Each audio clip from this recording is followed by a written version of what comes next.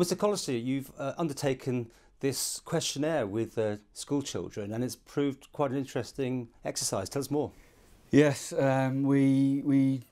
is the second time we've run the survey online, and it's part of getting some results that will help us with the children's plan, which comes this particular plan comes to an end in May of this year. What's that looking for exactly?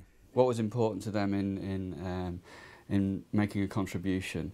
So we started off with some ideas of what they had around those, and now we're going back to find out, well, you know, have we made any difference? Have we made any difference to how young people feel about living on the Isle of Man? Do they feel safe about living here? You know, what are we doing about bullying?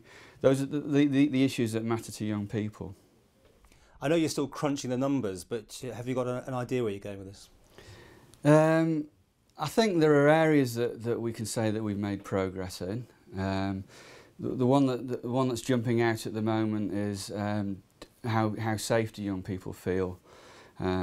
You know, do they feel safe on the island? And we can compare that as well with questions that they're asking, the same sort of questions that they're asking young people in the UK.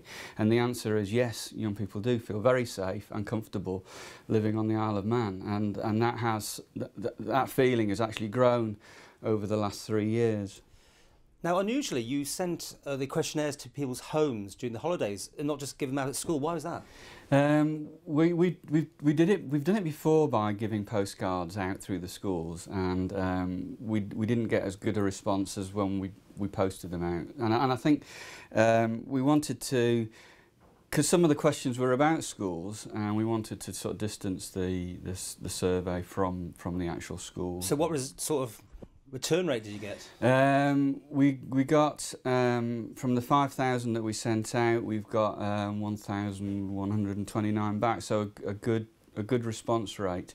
Not only that, but where young people had the chance to put in some open-ended responses, you know, where they could type in their ideas, we've had a fantastic response rate to that, and that's really the interesting bit of it. You know, there's most of the survey was obviously tick boxes or rank things in order, but within the open-ended responses there's some really interesting points that young people want to make, and those are the ones that we're going to be following up. All departments have got squeezes. Will this be the sort of thing that may be squeezed out in the future, or will you still have the money to fund this sort of thing? It's not an expensive exercise to do.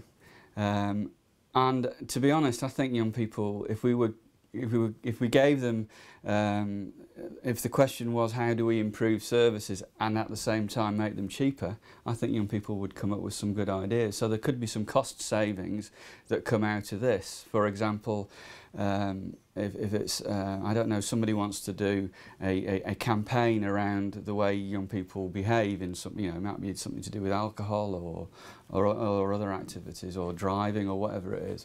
Young people themselves might have some ways of targeting information or that's more effective and cheaper than just kind of scattergun approaches to campaigns or whatever it is we're trying to do, you know. So young people themselves, I think, have got some great ideas, and we want to learn from them.